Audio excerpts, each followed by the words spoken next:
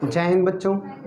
देखिए हम लोग पिछले क्लास में एलसीआर सर्किट के लिए फेजर डायग्राम हमें बनाना था उसका, तो हम लोगों ने पढ़ा था उसका फाई कितना होगा, फेज डिफरेंस कितना होगा, है ना। तो हमने कहा था if phi is the phase difference between resultant applied voltage या रिजल्टेंट वोल्टेज बस लिखिए, resultant voltage and current I, then phi is equal to क्या था बेटा, XL minus XC upon R. बोलिए कल ये ना पढ़े थे हम लोग, कहाँ से ये बताइए आप लोग को किसी को डाउट है कि ये कहाँ से आया है? आप लोगों ने पढ़ा था इस पर वी एल माइनस वी सी है क्या, और इस पर क्या पढ़ा था, वी आर पढ़ा था, और यहाँ पे रिजल्टेंट क्या पढ़ा था, वी। हाँ, और इसी पर आई भी था का। अब ये बताइएगा, आप लोगों ने कहा था कि हाँ मान लेते हैं कि आई और वी के बीच का ये रिजल्ट फेज कितना है, फाई है। Phi is the phase difference between resultant voltage V and I, सही है। तो इसके बीच का अगर फाई है फेज डिफरेंस, तो हमें ये भी पता करना हो ना, हर एक चाहे रेजिस्टर वाला सर्किट हो, चाहे ये इंडक्टर का सर्किट हो, चाहे कैपेसिटर का सर्किट हो, हम लोगों ने सब में क्या पढ़ा था, यही पढ़ा था कि फेजर डायग्राम उसका क्या बनेगा, या फिर वोल्टेज आगे है कि करंट पीछे है, हम लोगों ने ये नहीं पढ़ा था ना। तो आज भी हमें ये देखना है कि सब डायग्राम, तो हम लोगों ने वैल्यू फाइंड कर लिया था, z is equal to root में ना, सही है ना, z is equal to root में जो भी था वो हम लोगों ने पढ़ लिया था। तो क्या था, रूट में R square plus XL minus XC का होल स्क्वायर, यही था ना, वो इम्पीडेंस था। ठीक, कोई डाउट नहीं ना। तो अब बताइए यहाँ से एक्सएल माइनस एक्सी कहाँ से आया था। अब यहाँ से अगर हम ऐसे ड्रॉ करें, परपेंडिकुलर ड्रॉ करें, तो ई टेन फाई निकालेंगे बेटा, तो tan phi equal to perpendicular upon, तो परपेंडिकुलर ये होगा, इसका वैल्यू क्या है बताइए, V L minus V C. तो यहाँ पर V L minus V C रखेंगे, आएगा यही चीज़, दिखाऊं, V L minus V C, ठीक, और नीचे क्या हो जाएगा, वी आर, बोलिए ना। अब बताइए वी एल का वैल्यू क्या होता है, आई एक्सएल, तो आई एक्सएल माइनस इसका आई एक्सी, और अपॉन में आई आर। बताइए आई कॉमन लेकर काट दें, क्या आया, एक्सएल माइनस एक्सी आया कि नहीं बताइए, अपॉन आर। कोई डाउट नहीं ना। अब इसी को मैंने कहा था कि आप omega L minus one upon omega C भी लिख सकते हैं, बताया था ना। क्यों, क्योंकि इसका वैल्यू एक्सएल का वैल्यू कितना होता है बेटा, ओमेगा एल होता है ना, प्रूफ कर चुके हैं इंडक्टर वाले सर्किट में। और एक्स सी इक्वल टू क्या होता है, वन अपॉन ओमेगा सी होता है कैपेसिटर के सर्किट में, सही बेटा।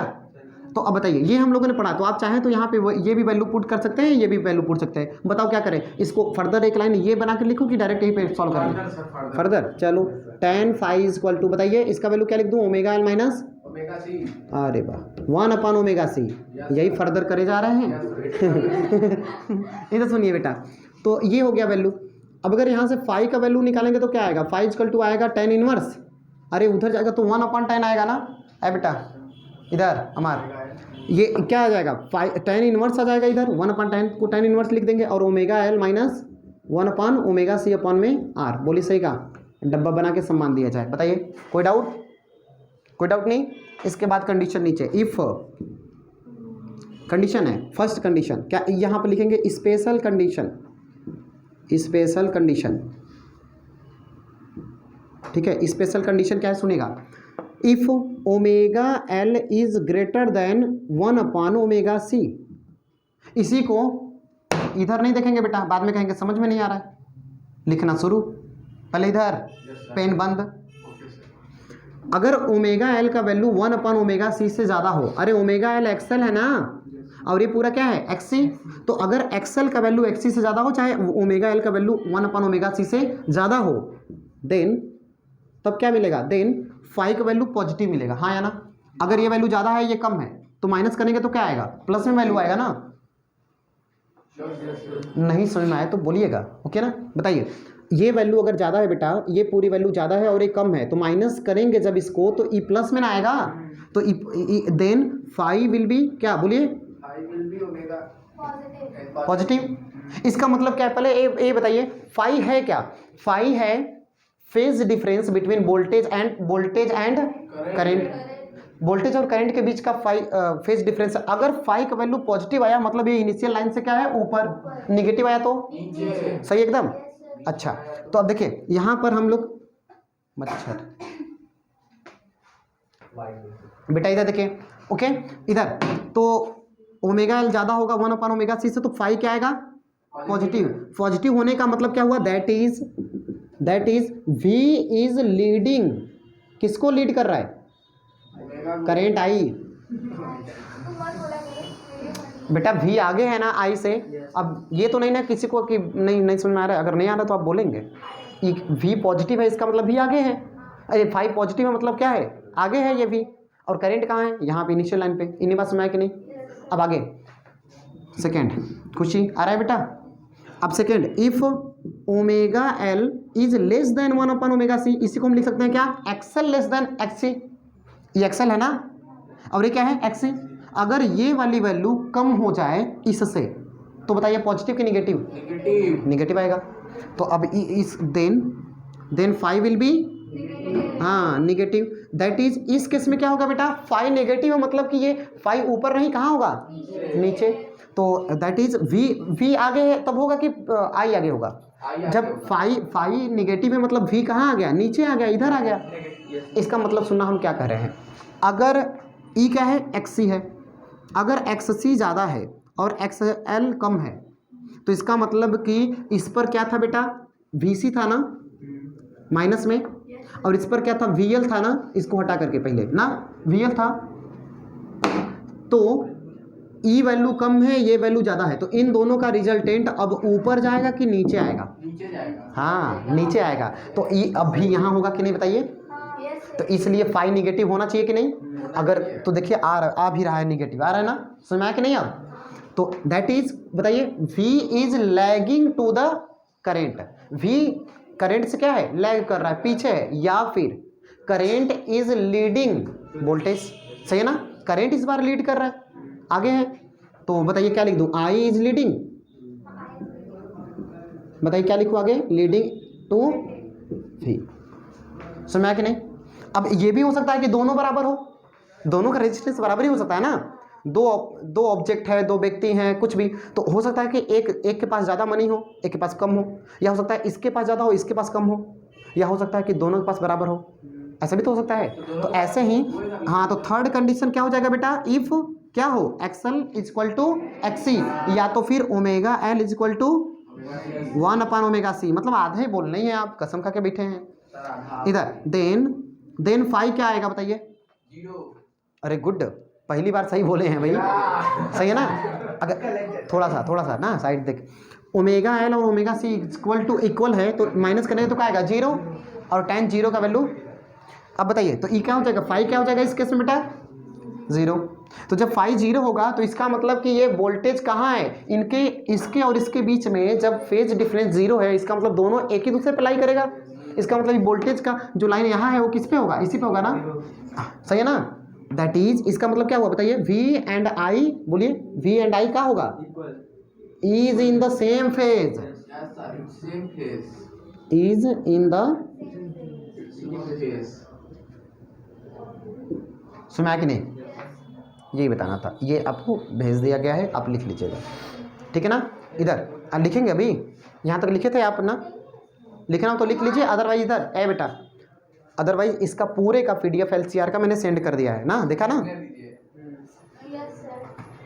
देखिए बेटा, तो इस कंडीशन को इधर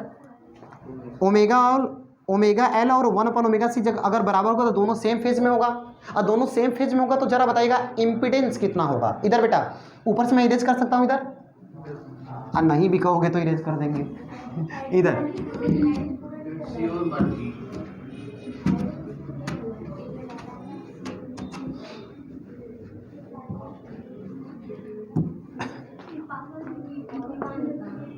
शांत रहें बेटा, इधर देखिए, इन दिस कंडीशन, इसी के नीचे लिख रहे हैं, इसी के नीचे लिख रहे हैं, इस थर्ड वाले के नीचे लिख रहे हैं, in this condition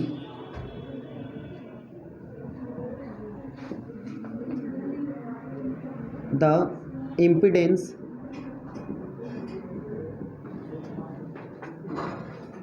of the LCR circuit. इधर इस केस में LCR सर्किट का इम्पीडेंस क्या होगा सुनना। अरे impedance Z is equal to क्या होता है बेटा, रूट में बोलिए तो R स्क्वायर प्लस, हाँ जी ठीक है, जी, हाँ जी पढ़िए चाहे Z पढ़िए। इधर सुना, R स्क्वायर प्लस क्या था, XL माइनस XC का स्क्वायर होल स्क्वायर। सही है ना, सही है ना बेटा। एक मिनट, किस कंडीशन की बात करें, इन दिस कंडीशन। कौन सी कंडीशन में, जब ओमेगा एल और 1/ओमेगा सी इक्वल है। इसकी जगह पर एक्सएल की जगह ओमेगा एल, इसकी जगह 1/ओमेगा एल ओमेगा सी, अच्छा वही लिख लो 1/, अरे एक मिनट, ओमेगा एल माइनस 1/ओमेगा सी का होल स्क्वायर लिखवाए थे ना। ये इक्वेशन आपके पास पड़ा होगा, देख लीजिए। अब बताइए इस कंडीशन में, इन दिस कंडीशन, कौन सी कंडीशन में, जब क्या है ओमेगा एल और ओमेगा सी क्या है, 1/ओमेगा सी क्या है, बराबर है। इस कंडीशन में बताइएगा ये दोनों इक्वल है तो माइनस करिए तो क्या आएगा, जीरो, जीरो आएगा ना। इस कंडीशन में z इज इक्वल टू क्या आएगा बेटा, रूट में R स्क्वायर ना। ये दोनों इक्वल है तो माइनस करेंगे तो क्या आएगा, जीरो आएगा। तो इस कंडीशन में R स्क्वायर आया। बताइए बाहर निकाल के इसको बताइए, रूट से क्या आएगा, ठीक है ना। तो रिजोनेंस के एक मिनट, तो इस कंडीशन में जब दोनों बराबर होगा, जब सेम फेज में होगा, तो उस समय टोटल इंपीडेंस या टोटल रेजिस्टेंस जो सर्किट का है वो किसके इक्वल होगा, R के। पूरा इंपीडेंस किसके बराबर होगा, R के। इसका मतलब कि ये LCR सर्किट इस कंडीशन में कैसा बिहेव करेगा, केवल एक प्योरली रेजिस्टिव सर्किट की तरह, रेजिस्टिव सर्किट की तरह, केवल एक रेजिस्टेंस की वजह से आ रहा है ना रेजिस्टेंस पूरा, इसलिए इसको कहेंगे, इस कंडीशन कहेंगे कि LCR is in state of resonance. LCR circuit जो है हमारा किस केस में है, रिजोनेंस केस में है। अब रिजोनेंस का मतलब क्या है समझाते हैं अभी। अब इसके बाद बताइएगा बेटा, इधर I is equal to V/R होता है क्या, ओम्स लॉ से, ठीक है। तो यहां से अगर मैं कह दूं I is equal to V/, अगर LCR सर्किट के लिए लगाऊं, फॉर LCR सर्किट, तो I is equal to V, R की जगह क्या होगा, Z। अरे पूरा रेजिस्टेंस LCR सर्किट का कितना होता है, Z होता है, तो यहाँ Z लिखिए। अब इधर सुनना बेटा, I is equal to V और Z का वैल्यू क्या होता है बेटा, बोलिए R square plus omega L minus 1/ओमेगा सी का होल स्क्वायर। ये दोनों बराबर ही है तो ये तो खत्म। तो कितना आया, I इज इक्वल टू आया V बाई केवल R आया। या डायरेक्ट हम कह सकते हैं कि देखो Z का वैल्यू R है तो डायरेक्ट हम यहीं पे लिख देते हैं, इतना बड़ा मत लिखो। ये बताओ ये दोनों खत्म ना, बराबर है तो ये दोनों खत्म बेटा। खाली रूट में R स्क्वायर आएगा, बाहर निकालेंगे R आएगा। या तो डायरेक्ट आप ऐसे कर सकते थे, सर इस लाइन को मत लिखिए और कह दीजिए कि I is equal to V by Z का वैल्यू बोलिए, डायरेक्ट कह दीजिए, तब भी सही है ना।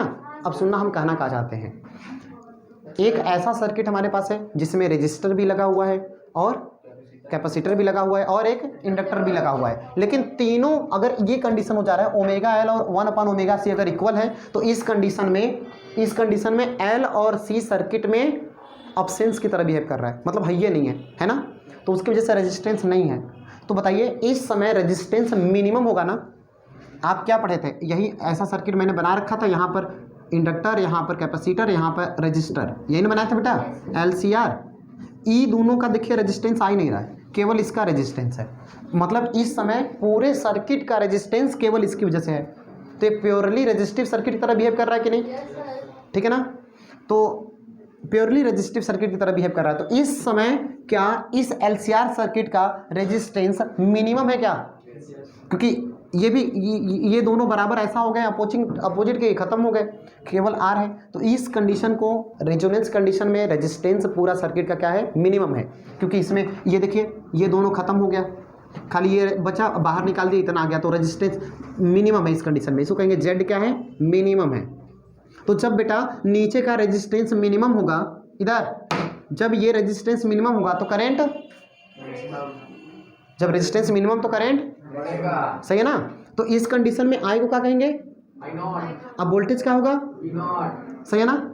तो इस रिजोनेंस के कंडीशन में ये सर्किट का रेजिस्टेंस, करंट क्या हो जाता है, बढ़ जाता है। क्यों बढ़ जाता है, क्योंकि रेजिस्टेंस उसका घट जाता है। अब सुनो कल का जवाब, मैंने कल यही ना क्वेश्चन आप लोगों से किया था क्या, कि आप लोगों ने कल नहीं पिछले क्लास किसी कि जो एंकरिंग करते समय वो बॉक्स होता है, साउंड बॉक्स वगैरह होता है, तो उसमें हम लोग माइक से जब बोलते हैं तो उसमें बल्ब ग्लो करते हुए ऊपर जाता है ना, उसमें कई ठो ऐसे बल्ब लगे होते हैं, ऐसे बल्ब लगे होते हैं, जब हम लोग बोलते हैं तो ये बल्ब ऊपर ग्लो करते जाता है, चुप हो जाता है तो फिर बुझ जाता है ना। तो ये बताइए क्या हमारे बोलने से उसमें करंट जा रहा है? नहीं, ऐसे समझिए क्या हम बोल रहे हैं तो हमारे मुख से करंट निकल रहा है, वही जाके बल्ब में जा रहा है। अगर ऐसा अगर मुख से करंट निकलता तो ले जाके इनके पास चिल्ला दिए, छटपटिया है लग जाए एकदम करंट, है ना, तो सही है ना।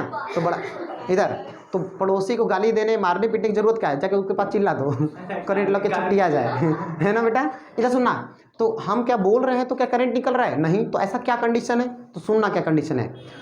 ऐसा उसको सेट किया गया है कि वो रिजोनेंस की कंडीशन में है। कहो कैसे? सुनना, जब माइक को लगाया जाता है तो पहले देखोगे तो बड़ा आवाज़ चीं एकदम करता है, बहुत ज़्यादा आवाज़ कान में चुभता है ना, तो उसको पहले सेट करते हैं, बेस वगैरह वाटीवर जो भी रहता है, हमने कभी किया नहीं है ना, तो हाँ साउंड बेस वगैरह जो भी होता है, तो उधर बेटा इधर तो उस पर हम लोग उसको ट्यून करते हैं ना, उसको फिक्स करते हैं, एक तो ट्यून करते हैं, तो वो कंडीशन हम प्रोड्यूस करते हैं किसका? रिजोनेंस का। उसमें एलसीआर लगा होता है। अब इधर सुने, तो उसमें हम कंडीशन प्रोड्यूस करते हैं रिजोनेंस का। तो रिजोनेंस का कंडीशन प्रोड्यूस कर देंगे तो उस कंडीशन में क्या हो जाएगा, ये रेजिस्टेंस सर्किट का घट जाएगा और उसका ये करंट क्या हो जाएगा, तब बढ़ जाएगा। तो जब हम लोग बोलते हैं तो वो ऐसा ट्यून किया गया है, ऐसा सेट किया गया है, हम बोलते हैं तो साउंड है, मैकेनिकल एनर्जी है, इलेक्ट्रोमैग्नेटिक वेव्स में कन्वर्ट होता है, ठीक है ना, सिग्नल बन के जाता है उसके पास। फिर वही जो है जब उसको सिग्नल वो मिलता है तो उस समय रिजोनेंस का कंडीशन होता है, वो भी हम लोग को पढ़ना है। तो रिजोनेंस कंडीशन होता है, रिजोनेंस की कंडीशन में रेजिस्टेंस सर्किट क्या हो जाता है, कम, और उसकी करंट तुरंत क्या हो जाती है, इनहेंस हो जाती है, जब हम बोल रहे होते तभी। तो जैसे ही करंट बढ़ गया, अब बल्ब ग्लो कर गया। इसके पहले क्या ये सर्किट से नहीं जुड़ा था? जुड़ा था। इसमें क्या पहले करंट नहीं था, लेकिन इतना माइन्यूट था, इतना कम था कि वो ग्लो कराने के लिए उसको सफिशिएंट नहीं था। जैसे अगर मैं इस बेंच को ऐसे खींचूं तो क्या मैंने फोर्स लगाया, क्या वो डिस्प्लेस हुआ? नहीं हुआ। तो क्या मैंने फोर्स नहीं लगाया? लगाया। इस समय देखिए मैं खींच रहा, अरे आप क्यों खींच रहे हैं, मतलब हमें समझाना है कुछ। इधर मैं इसको ऐसे खींच रहा हूँ, देखिए मैं खींच रहा हूँ, इधर मैं खींच रहा हूँ, लेकिन ये तो डिस्प्लेस नहीं हुआ। तो आप कहेंगे हम कैसे मान लें आप खींच रहे हो सकता है बस टच करके रखें, लेकिन नहीं, हम रियली फोर्स लगाएं इस पर, लेकिन वो फोर्स सफिशिएंट नहीं था डिस्प्लेस कराने के लिए। तो इसलिए आपको कोई उसमें चेंज, उसके पोजीशन में कोई भी चेंज विजुलाइज नहीं हुआ। ऐसे ही ये जो बल्ब है वो बल्ब सर्किट से जुड़ा हुआ है, लेकिन उसमें इतना कम करंट है या माइन्यूट है या नेग्लिजिबल है कि वो आपको बल्ब ग्लो करते हुए दिखाई नहीं दे रहा है। सही है। तो बस तब रिजोनेंस जब हम बोलेंगे तो रिजोनेंस कंडीशन हो जाएगा, रेजिस्टेंस हो जाएगा सर्किट का कम, और करंट अचानक से क्या हो जाएगा, इनहेंस हो जाएगा, बढ़ जाएगा। जब करंट अचानक से बढ़ जाएगा तो इसको ग्लो करा देगा। अब बात समझ में आई? नहीं आई? नहीं आई? तो आप तो खोए हुए, पता नहीं कहाँ। कितने लोग को समझ में आई? रियलिटी नहीं आया तो कोई बात नहीं है, ठीक है। नहीं आया? अच्छा हाथ नीचे। जब उसमें एलसीआर लगा होता है, जो साउंड बॉक्स है उसमें एलसीआर लगा होता है, और एलसीआर को सेट किया जाता है ट्यून करके रिजोनेंस कंडीशन में। अब ये क्या है, ऐसे खिलखिलाते रहो बेटा तो समझ में आएगा क्या, इसका हमें कोई रिस्पॉन्सिबिलिटी नहीं लेंगे, दोनों लोग को, और आपको तो सबसे ज़्यादा, ठीक है ना, कीप क्वाइट। इधर तो एलसीआर सर्किट हमने अभी पिछले क्लास में बताया था कि जब आप रेडियो को ट्यून करते हैं, एक स्टेशन से दूसरे, एक बैंड होता है ना, उसमें बैंड होता है, एक बैंड से दूसरे बैंड पे अगर आप शिफ्ट करते हैं तो बीच में जैसे ही एक बैंड से दूसरे बैंड पे शिफ्ट करते हैं तब भी साउंड मिलता है उसका, लेकिन थोड़ा ब्लर, मतलब खिचपिच करके जो भी साउंड आता है थोड़ा ना, शार्प नहीं, आवाज़ क्लियर नहीं होता, आवाज़ क्लियर नहीं आता है, ठीक है, हम बोलेंगे बेटा आप शांत रहिए। तो आवाज़ क्लियर नहीं आता है, जैसे जैसे दूर जाएंगे बैंड से वैसे वैसे आवाज़ क्लियर नहीं आता है, ठीक है। लेकिन ऐसा एक कंडीशन आता है कि जब दो बैंड के बीच में अगर हम ट्यून करते जा रहे हैं और हमारा जो पॉइंटर है दोनों बैंड के बीच में आ गया है, तो कभी कभी दोनों बैंड का साउंड साथ में सुनाई देता है और क्लियरली दोनों ऑब्जर्व नहीं हो पाते। ये एक ही साथ दो गाना गा सकते हैं आप? नहीं। और एक ही साथ दो गाना सुने, हाँ बोलिए, गा सकते हैं? कहा गाइए। दो मिस कर गाएंगे। वाह बेटा वाह।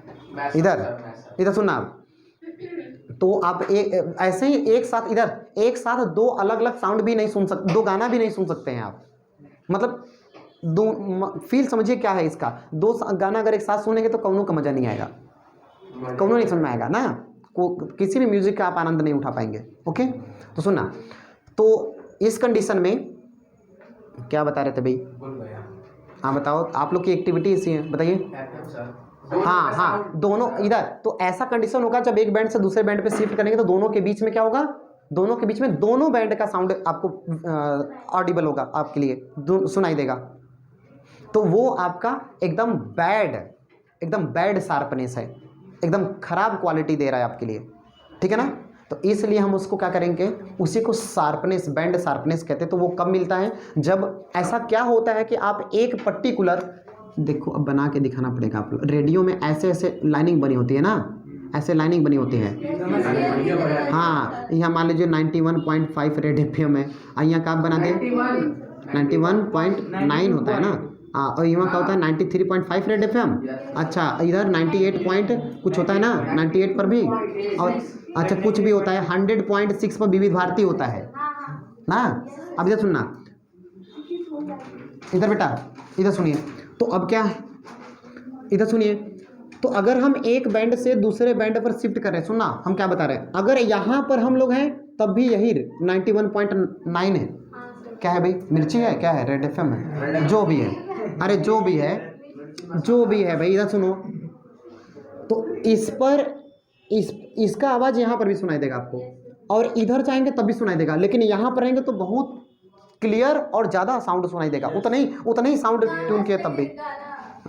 जरूरी गाने बज रहा हो, अभी टीप देंगे गाना बजना शुरू हो जाएगा बेटा, हैं?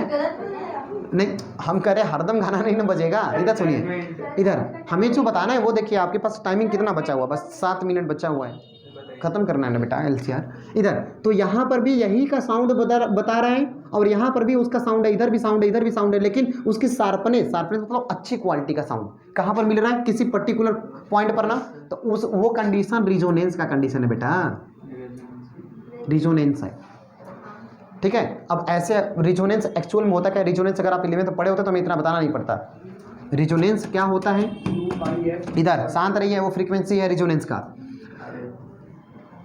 अगर मान लीजिए इधर मान लीजिए एक धागे से या रस्सी से ऐसे मैंने बांध दिया है, और यहाँ पे एक कोई वुड है, लकड़ी है, रॉड है, रस्सी से ऐसे मैंने बांध के लटका दिया है, और इसमें फिर सुनना, एक हम ऐसे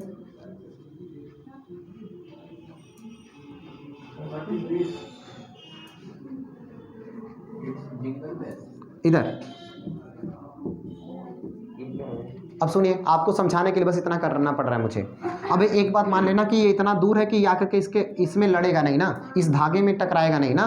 अब सुनना, अगर मैं इसको ऐसे खींच करके छोड़ दूं, या फिर इसी को एक को खींच करके ऐसे छोड़ दूं ना, तो ये जब उधर से आकर के इधर आएगा ना, तो इसको झटका देगा, ये भी मूव करने लगेगा जब इसको खींच करके, हाँ, पेंडुलम की तरह। तो सुनना, हाँ अब सुनना, जिसका ये स्ट्रिंग, ये धागा, जिसके धागे की लंबाई क्या है, समान है, इक्वल है, एक समय ऐसा है कि ये आगे पीछे मूव करते करते, एक समय ऐसा है कि दोनों की फ्रीक्वेंसी क्या हो जाएगी, सेम, मतलब सेम आगे पीछे आएगा जाएगा, तो उस कंडीशन को रिजोनेंस कहते हैं। बस इसी के लिए मैंने कल अभी बताया था कि जब आप प्रे करते हो, प्रेयर वगैरह या नेशनल एंथम, तो कोई आगे गा रहा है, कोई पीछे गा रहा है, जब एक साथ ही गाते हैं तो साउंड कितनी अच्छी निकलती है ना, लाउड होती है ना, उसको रिजोनेंस कहते हैं। यही तो बताए थे कल। घंटी क्यों बजाते हैं, घंटी तो बजाते हैं, उसको भी तो बोलते हैं। अब बताइए रिजोनेंस का कंडीशन क्या होगा, if in LCR circuit XL is equal to XC, चाहे XL is equal to XC कहो, चाहे omega L is equal to 1/ओमेगा सी, दोनों बातें की है, then the LCR circuit is called in state of resonant या रिजोनेटिंग सर्किट, सही ना। तो क्या होगा, रिजोनेटिंग सर्किट में होगा। अब रिजोनेटिंग सर्किट में रेजिस्टेंस क्या होगा, मिनिमम, तो करंट क्या होगा, मैक्सिमम, एकदम याद रहेगा का, ठीक है ना। अब इसका भी हम ग्राफ प्लॉट करने जा रहे हैं, ठीक है ना, ग्राफ प्लॉट करके दिखाएंगे, लेकिन उसके पहले एक और चीज़ सुन लीजिए। फ्रीक्वेंसी निकलवा दिया रिजोनेंस का, अभी बताना कंडीशन फॉर रिजोनेंस या रिजोनेंस, हाँ रिजोनेंस का कंडीशन क्या था, कंडीशन फॉर रिजोनेंस या इन रिजोनेंस कंडीशन, इन रिजोनेंस कंडीशन। अब आप शांत रहिए, रिजोनेंस कंडीशन में एक्सएल क्या है बेटा, सही ना, इसका वैल्यू बताइए, और यहाँ ओमेगा 1/ओमेगा सी। अब यहाँ से बताइए ओमेगा, कुछ ऐसा लिख देते हैं, ओमेगा सी ऐसा, ई ओमेगा इधर आएगा तो क्या हो जाएगा, ओमेगा स्क्वायर, और यहाँ से ओमेगा का वैल्यू क्या आएगा, रूट में 1/LC। सही है। अब बताइए, we know that omega is equal to 2π/t। पढ़े हैं ना आप लोग। Velocity is equal to velocity is equal to displacement over time, तो angular velocity is equal to angular displacement over time. पढ़े हैं आप लोग भाई इधर। तो पढ़ाया हुआ जब पूछ रहे हैं तब भी ऐसी शक्ल बना के देख रहे हैं जिससे अपराध कर रहे हैं इधर। तो ओमेगा का वैल्यू ये बताइए, omega is equal to 2π × 1/t लिख सकते हैं इसको। 1/t क्या है, फ्रीक्वेंसी है। हाँ फ्रीक्वेंसी है, तो 2π × putting this value of omega in above equation, put करके बताइए क्या आ रहा है। देखिए तो 2πf is equal to root में 1/LC, और ये 2π को उधर भेज दीजिए तो f इज इक्वल टू क्या आ जाएगा, 1/2π रूट 1/LC। समझ में आया कि नहीं। इसी को हम चाहें तो ऐसे भी लिख सकते थे, 1 को बाहर लिख करके खाली रूट LC अंदर नीचे। सही है ना। ये पूरे को ऐसे भी लिख सकता था कि नहीं बताइए। तो अब आपको ये MCQs में क्वेश्चन मिलेगा, आप देख लीजिए बुक में और प्रीवियस के पेपर में दिया हुआ है। तो अब ये आपको ऐसे लिखा मिल जाएगा कि रिजोनेटिंग फ्रीक्वेंसी का कंडीशन क्या होता है या कितना होता है, तो आप कहेंगे 1/2π रूट L/C, ये कहिए, चाहे लिखिए कि 1/2π रूट में पूरे के होल रूट में LC। बोलो सही कि नहीं। दोनों कंडीशन, ये नहीं कि सर जी ये पढ़ाए थे आप, ये तो पढ़ी बनी किए, ये पढ़ाए थे वो पढ़ाए नहीं, दोनों एक ही है। ठीक है ना। तो ये आपको पेपर में जब भी टेस्ट लेंगे उसमें ये मिलेगा ऐसा क्वेश्चन। ओके ना। इस पर बेस्ड न्यूमेरिकल भी आएगा, इस पर बेस्ड न्यूमेरिकल आपका लगेगा, इस पर भी न्यूमेरिकल लगेगा आपका, इसी पर न्यूमेरिकल लग जाएगा। ठीक है ना। तो ये भी आपको पता होना चाहिए, ये भी पता होना चाहिए, और ये रिजोनेंस का कंडीशन ये है आपको पता होना ही चाहिए। सही है ना। ओके। अब बताइए, नहीं आया समझ में तो बताइए। क्लियर एकदम। ओके चलिए अब आगे बढ़ते हैं। ठीक है ना। ये मैंने PDF दे दिया आप लोग को, लिख लीजिएगा।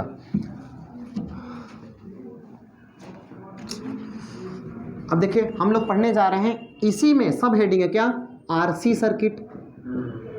अब RC सर्किट का मतलब क्या है, ऐसा सर्किट जिसमें L नहीं है, इसमें केवल R और C है। देन इन दिस केस बेटा इम्पीडेंस Z इक्वल टू क्या होगा, जरा बताइए क्या होता है फार्मूला, R², बोलिए प्लस XL माइनस XC का होल स्क्वायर, या आप कह दीजिए कि R² plus omega L minus 1/ωc का होल स्क्वायर। बेटा अभी बताइएगा क्या नहीं है इसमें, L। जब L नहीं है तो ये तो खत्म ना, इसका जगह क्या रखेंगे, 0। इसका मतलब क्या हुआ, दैट इज, इसका मतलब हुआ कि XL का है 0 है, क्योंकि L है ही नहीं। तो जहाँ XL वहाँ 0 रखिए, यहाँ 0 रखिए, तो यहाँ 0 और 0 का स्क्वायर, ये बताइए minus XL XC minus XC का स्क्वायर आएगा, तो माइनस XC का स्क्वायर तो खाली XC स्क्वायर आएगा ना बेटा, माइनस का स्क्वायर करेंगे तो प्लस ना हो जाएगा। अब बताइए यहाँ से इसका वैल्यू रख दीजिए, बोलिए इसका वैल्यू बोलिए माइनस 1/, माइनस कैसे हो गया, प्लस रहेगा ना, 1/ωc का होल स्क्वायर ना, चाहे ये करिए चाहे ये, कोई एतराज नहीं। ठीक है ये आएगा। इस केस में जरा बताइए, in this case phase difference phi is equal to, बताइए क्या आएगा, बोलिए बेटा क्या होता है, XL माइनस XC होता है ना, तो XL का वैल्यू 0, मतलब क्या आएगा माइनस XC/R। एक मिनट, इसमें हमें फेज कैसा आ रहा है, निगेटिव आ रहा है, इसका मतलब कि वोल्टेज पीछे की आगे, पीछे, अभी भी आपने पढ़ा था ना, बोलिए ना, वोल्टेज क्या होगा, पीछे। सही है ना। अरे VC नीचे ही था ना बेटा, VR यहाँ था और VC नीचे था, तो बताइए रिजल्टेंट नीचे आएगा कि नहीं, एकदम समझ में आया कि नहीं, आया ना। ओके ये नहीं कि मेंटली प्रेशर आया ना, गुड। अब बताइए ऐसे ही मैं कह दूं अगर RL सर्किट तब क्या होगा बेटा, बताइए तो, XC 0, जहाँ XC